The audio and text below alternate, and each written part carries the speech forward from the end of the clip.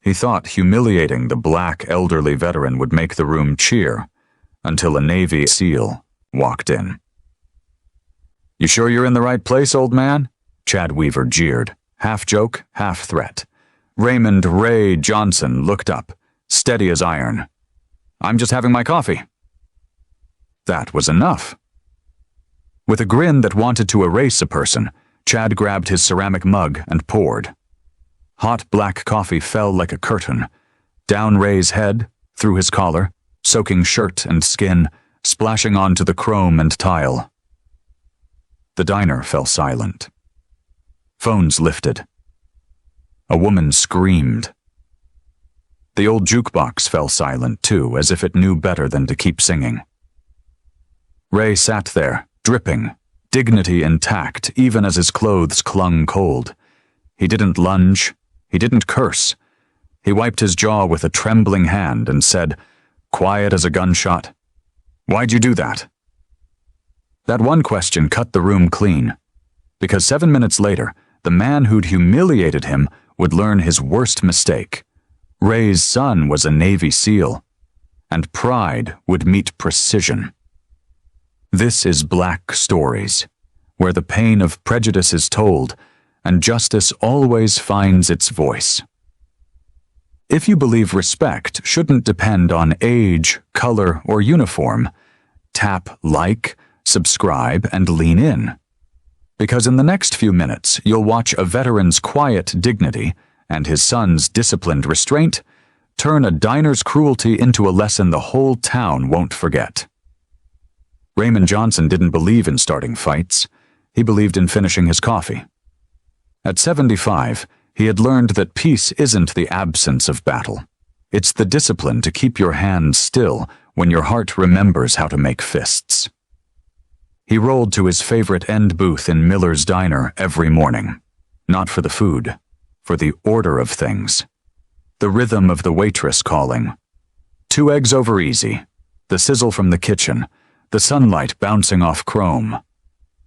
It was the kind of place that pretended time stood still, where the jukebox still played Sinatra and the walls still whispered about the good old days. Ray knew what those days really were. He'd lived them. He'd been 21 when he shipped out to Vietnam, came back with shrapnel in his shoulder, a hip that argued with weather, and discipline carved into his bones. The medals meant less than the memories. The country he fought for had never quite known what to do with a black man in uniform. Too proud to ignore, too inconvenient to celebrate. So Ray built a quiet life. A small house on the edge of town, a son who grew into everything he'd hoped to be. Marcus Johnson, U.S. Navy SEAL.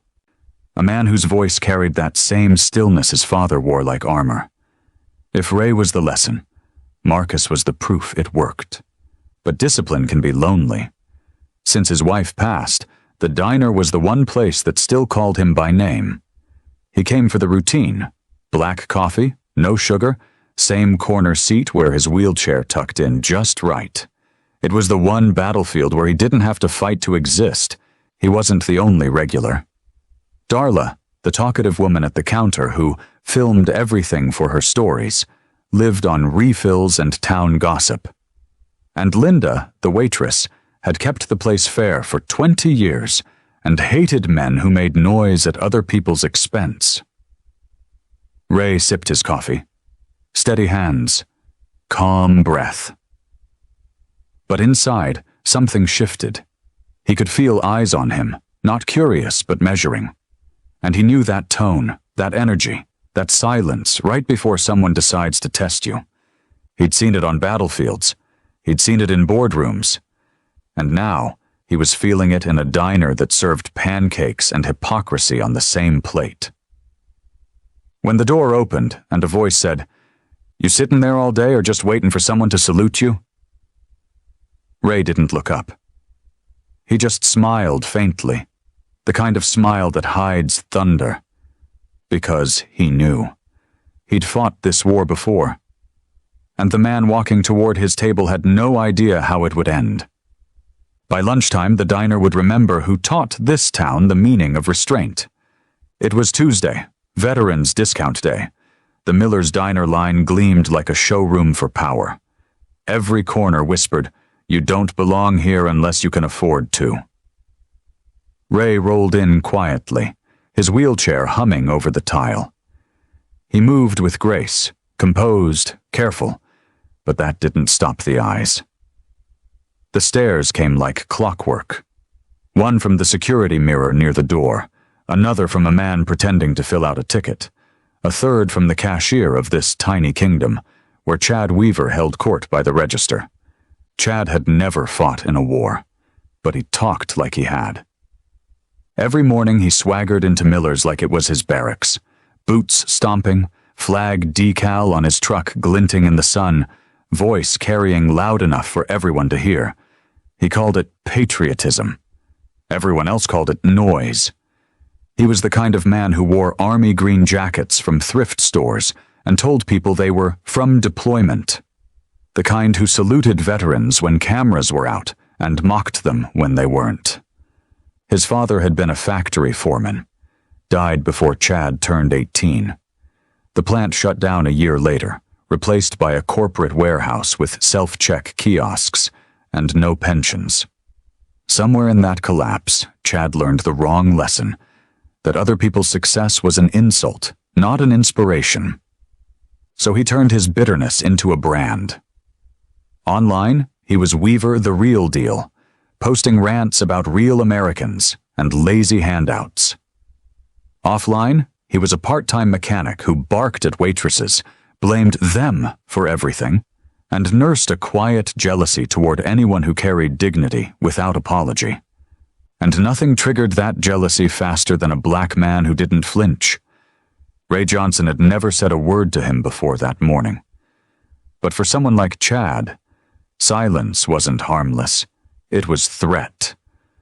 Ray's calm was a mirror, and Chad saw everything he hated about himself staring back. The diner was unusually busy. Morning rush, Veterans Discount Tuesday. Ray sat at his usual booth, quiet as ever, cap on the table beside his coffee. Chad walked in with two friends, men cut from the same cloth, idle talk, cheap laughs, one too many beers before noon. He saw Ray, smirked. Didn't know the welfare office served breakfast. His friends laughed, too loud for anyone to pretend it wasn't racist. Ray didn't react. He stirred his coffee slowly. Chad's grin faltered. He wanted confrontation. He wanted noise. But Ray gave him nothing. And nothing, to a man who lives off dominance, feels like death. So Chad decided to force it. He started louder, making jokes about old soldiers and fake heroes. A few customers shifted uncomfortably. Linda whispered, "Chad, stop." He didn't. "Must be nice," he said louder, stepping closer to Ray's table. "Living off that vet pension, huh? Bet you got medals for typing reports." More laughter, but even his friends began to fidget. "Because there's a line you don't cross," and Ray's quiet made that line visible. Ray looked up finally, eyes calm, voice low. "Son, if you ever earned silence, you'd respect it." The room went still. Chad's face twitched, a flash of something raw, something small. Then he laughed, forced, loud, false. "Oh, I respect it, all right." He reached for his mug. Steam curled upward, a warning. Linda's hand trembled as she whispered, "Don't." But he wanted to be seen. Men like him always do. Chad leaned toward his buddy and muttered, "Watch this. Patriot lesson." The moment stretched, and in that small-town diner, surrounded by bystanders pretending to scroll their phones, arrogance was about to meet restraint, and one of them would shatter, and in 90 seconds, arrogance would pick up a mug. It started with steam, a thin ribbon rising from Chad Weaver's mug, lazy, innocent, unaware it was about to become history. He stood over Ray Johnson's booth like a man posing for a fight he hadn't earned. The diner fell quiet, one conversation at a time, like dominoes of silence. Even the jukebox seemed to stall, as if the universe itself were holding its breath. Ray looked up. Calm. That same calm that used to steady younger soldiers when artillery thundered nearby. The kind that says, "I've survived worse than you." Chad mistook it for weakness. Men like him always do. "What's wrong, old man?" Chad said. "Cat got your salute?" His friends chuckled, then stopped when no one joined in. Every booth had turned toward them now. Phones lifted, hesitant, then certain. Ray's voice was low, gravel and patience. "Son, walk away." Chad smirked. "You ordering me now?" "You ain't my CO, soldier." He leaned closer, the heat of the mug fogging the air between them. "I bet you're one of them who got sent home early, huh?" Couldn't hack it. The words didn't cut. They scraped, deliberate, slow, meant to draw blood without spilling any. Ray said nothing.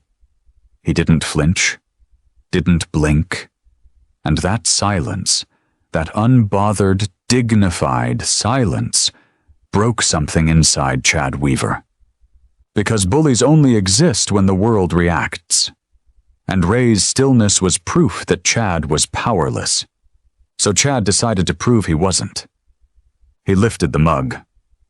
For a split second, the reflection of the diner lights shimmered on its surface like warning lights before a storm. Then, deliberate, slow, he tipped it forward. The coffee poured. Dark, scalding, it hit Ray's head, ran down his temples, soaked the collar of his jacket. Steam rose from his skin. The smell of burnt dignity filled the air. Darla at the counter breathed. "I got the whole angle. Linda told him not to." Gasps. A scream from Linda. The clatter of a fork hitting tile. Ray didn't move. He just closed his eyes for one breath, the same kind he'd taken under incoming fire decades ago, and exhaled through his nose. Then he reached for a napkin, wiped his face, folded it once, set it aside. That was all. No shouting, no swinging fists. Just control. Sharp enough to draw blood. "Feel better?" he asked quietly. The question sliced deeper than any punch. Chad blinked, startled. "What did you just say?" Ray looked him dead in the eye. "I asked if it helped." For the first time, Chad's voice cracked. "Man, you think you're better than me?" Ray's tone didn't rise. No, just stronger. Laughter rippled from somewhere, not cruel this time, but stunned, half-shamed. Phones kept filming. And suddenly, Chad realized the room was no longer with him. His friends shifted away. The cook muttered, "Enough, man." Even Linda, who once feared losing her job, stood between them now, trembling but firm. But humiliation is a hard thing to climb down from. Chad's hand twitched, still gripping the empty mug like a weapon with no bullets left. He wanted one last line, something to claw back control. But before he could speak, the bell over the diner door jingled. Every head turned. A man in uniform stepped through. Navy blue jacket, ball cap tucked under his arm, posture straight enough to slice through air. He scanned the room once. Eyes found his father, found the coffee, found a man standing over him. 7 minutes after the first drop, Marcus Johnson stepped in. He didn't say a word. He didn't need to. The look alone emptied the air from the room. The same look that freezes enemies mid-breath. The look that says, "You hurt the wrong man today." And in that tiny diner, where arrogance had mistaken silence for surrender, 7 minutes after the first drop hit Ray's skin, the balance of power shifted forever, because the soldier's son had just come home. Marcus Johnson wasn't supposed to be home. His flight had landed that morning, 6 months early, No fanfare, no parade, just the quiet return of a Navy SEAL who'd spent years moving in shadows. He had one goal: surprise his father at Miller's Diner. Same booth, same ritual. 2 black coffees, 1 sugar packet for nostalgia. But when he pulled into the gravel lot, the parking spaces were packed, and the crowd spilling outside didn't sound like breakfast. It sounded like judgment. Whispers, gasps, the electric buzz of phones recording. Marcus froze halfway out of the car. Through the glass, he saw movement. His father, soaked, head glistening with coffee, shoulders still, eyes lowered. A man standing over him, mug in hand, chest puffed out like a peacock in cheap denim. Marcus didn't think. He moved. Training isn't what tells a soldier to act. It's instinct sharpened into muscle. But halfway to the door, something else caught his attention. The phones. Every single one pointed inward. The whole town was watching. But not one person was helping. That realization burned hotter than the coffee ever could. Inside, Ray saw him before anyone else did. The faintest lift of an eyebrow. The signal every parent learns when words can't reach. Don't. But sons don't always obey signals when fathers bleed silently. Marcus reached the booth in 3 strides. "Dad?"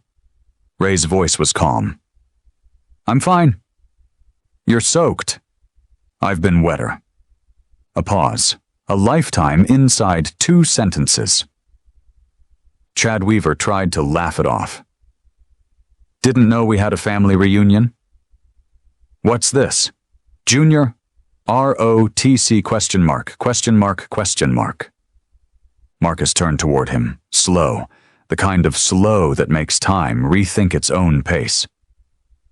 "Marcus Johnson, U.S. Navy, SEAL." His voice was quiet. "On leave." Chad smirked. "Good for you, hero." Marcus stepped closer, his voice lowering to the register that only truth can reach. "You just poured hot coffee on a decorated veteran." "My father. So tell me, what's the part I'm supposed to be proud of?" The diner went silent again. The cook turned off the griddle. Somewhere in the back, a waitress muttered a prayer. Something about the way Marcus moved made space bend. Even the air seemed to know he'd seen worse things in darker rooms, and survived them all. Chad scoffed, his voice cracking under his own bravado. "He started it." Marcus blinked slowly. "He started what?" "Sitting? 50 witnesses and 3 angles say otherwise." The words landed like a hammer. Even the people filming lowered their phones halfway, ashamed of their own silence. Ray reached for Marcus's wrist. "Son," Marcus looked down. "He disrespected you." Ray's hand tightened. "And I'm still here." That's respect enough. For a long second, the 2 men just looked at each other. The veteran who'd fought wars no one thanked him for, and the son who'd fought ones no one was supposed to know about. Between them stood every unspoken lesson about restraint, pride, and survival. Then Ray said it softly, like an order disguised as love. "Don't fight small men. They win by dragging you down to their size." The line hit Marcus harder than any command ever had. He turned back toward Chad, voice steady now, dangerous in its calm. "You've got a choice. Apologize, or explain to the sheriff why you assaulted a veteran in front of 50 witnesses." Chad hesitated. The mug slipped from his grip and shattered against the floor. That sound, that sharp, shattering sound, was the end of his power. Linda finally stepped forward, voice trembling but strong. "Get out, Chad." "What have you done?" A ripple of murmur followed, small at first, then growing, fueled by relief, guilt, admiration. Someone near the door whispered, "That's Ray's boy." The Navy one. Another murmured, "Did you see how he looked at him?" Just like his father, but Marcus didn't bask in it. He knelt beside Ray, pulling a napkin from the dispenser and gently wiping away what the world had thrown. Ray let him, just this once. Outside, the first clip hit Facebook. The caption read, "He poured coffee on a veteran. His son came home. Within an hour, it had 1 million views. By nightfall, it wasn't just a story. It was a reckoning. Because while the world argued about what respect really meant, one diner had already learned it the hard way. And a father and son, one forged by war, the other by silence, had reminded everyone what strength truly looks like. The internet doesn't sleep when injustice goes viral. By sunrise, the clip had circled the country. He poured coffee on a veteran. His son came home. Cable anchors debated it. Commenters picked sides. But in the small town where it happened, justice wasn't trending. It was walking down Main Street. The next day, Marcus and Ray sat in the diner's parking lot, father sipping from a paper cup, son staring through the windshield. The neon sign flickered like an old heartbeat. "You could have let it go," Ray said quietly. Marcus shook his head. "You raised me to finish what others start." Ray sighed. Finish doesn't always mean fight. Marcus's jaw tightened. Sometimes it does. Inside, Chad Weaver was already there. He'd shown up early, wearing false confidence like armor. His buddies had told him the video was blown out of proportion. He believed them, until the door opened. The bell jingled. Every head turned. Marcus stepped in wearing a plain gray hoodie, baseball cap low. No uniform. No grand entrance. Just presence. But something about the way he moved made space bend.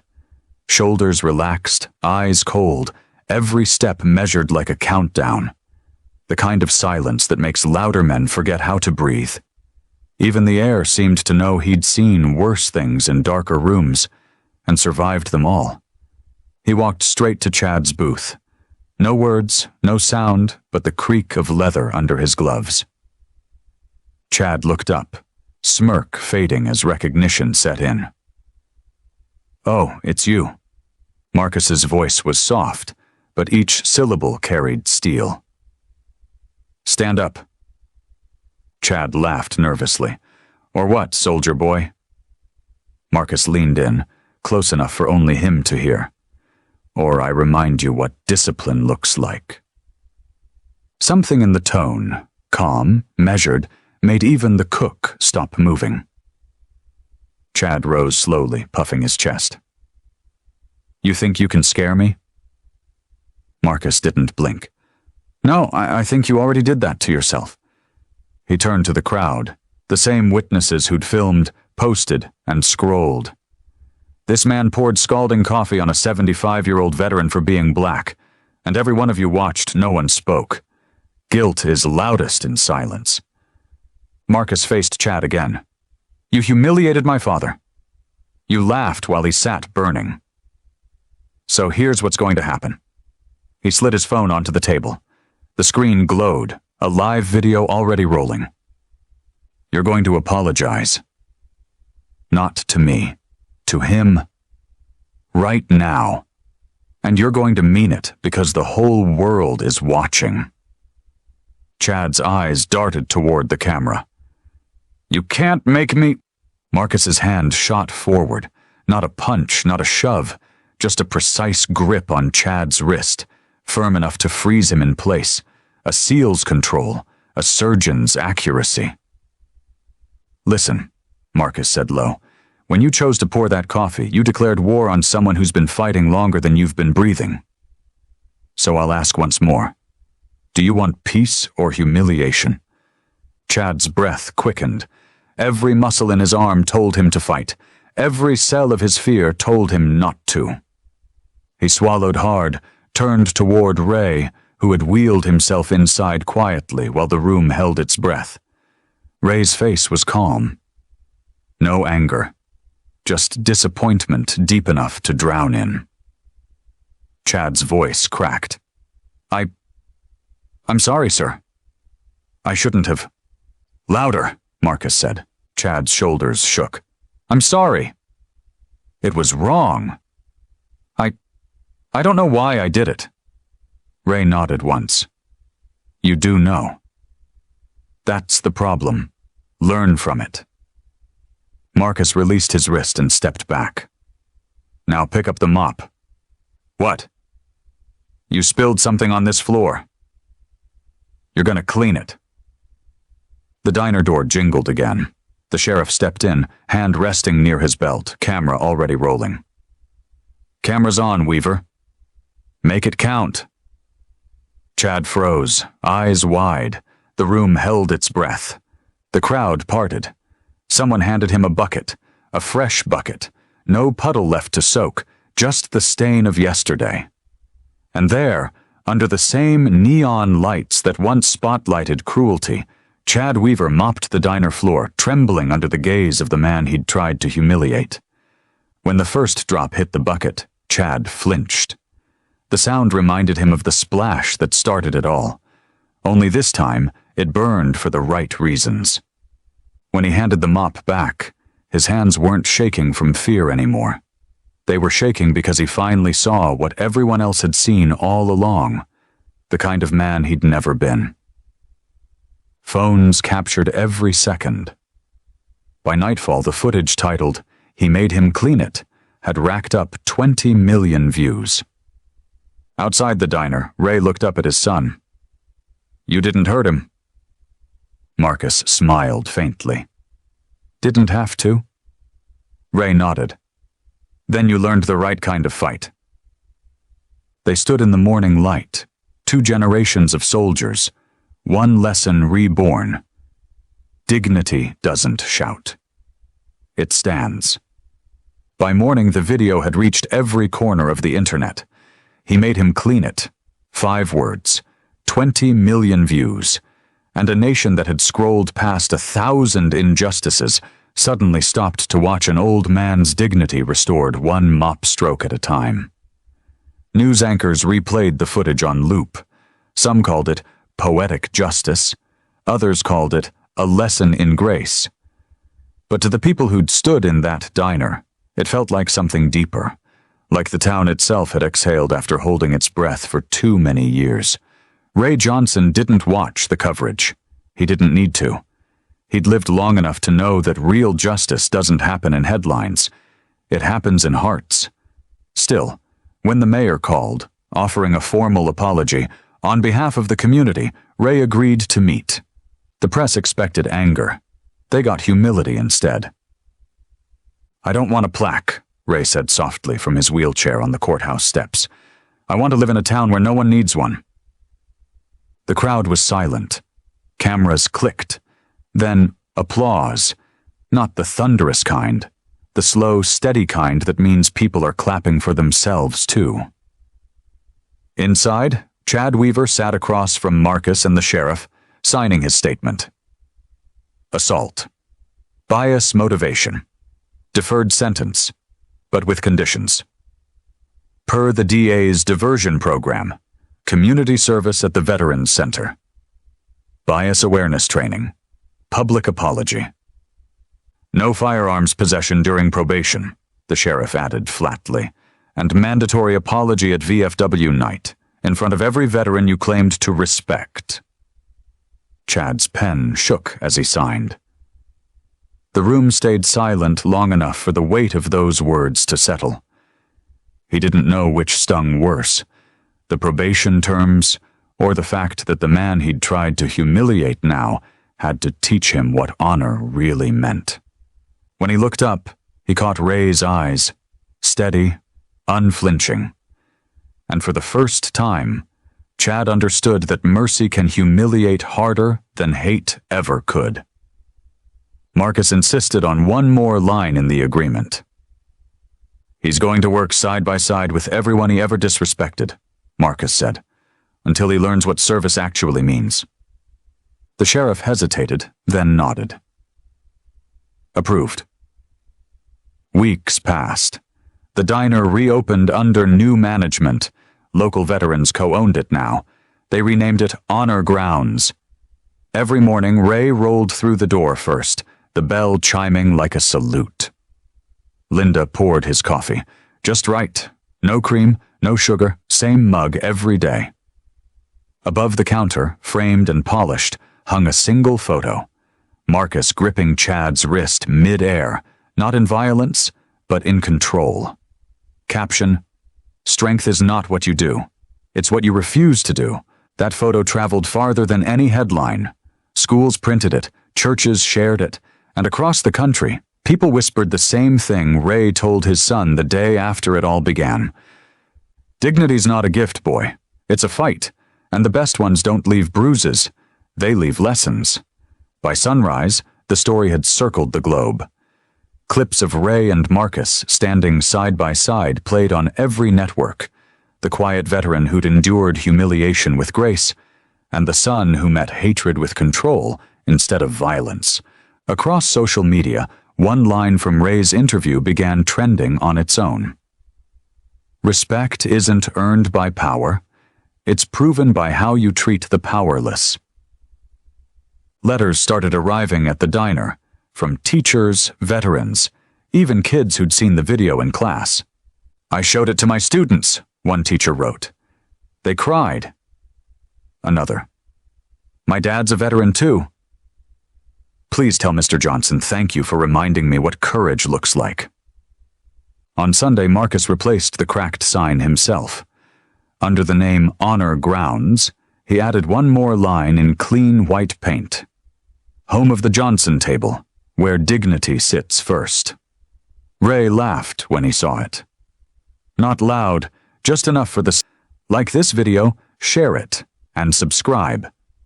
Because sometimes, restraint is the loudest form of power.